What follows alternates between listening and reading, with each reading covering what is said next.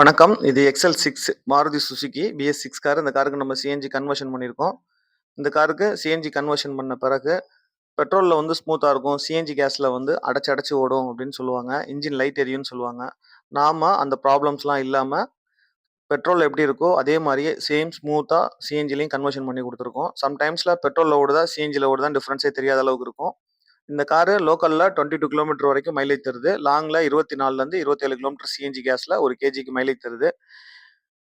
அது மட்டும் இல்ல, இந்த வண்டி கன்வர்ஷன் முடிச்ச 1 வீக்ல ஆர்டிஓ ப்ரொசீஜர் ஸ்டார்ட் பண்ணிட்டோம். டாக்குமெண்ட் வந்துருச்சு. 1 வீக்ல நாங்க ஆர்டிஓ ஒர்க்லாம் ஆரம்பிச்சாச்சு.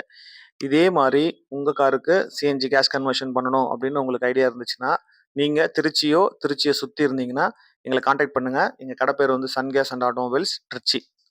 இந்த வீடியோ பார்த்தது ரொம்ப நன்றி. கொண்டு வாங்க, நல்லா பண்ணி தரோம். Thank you.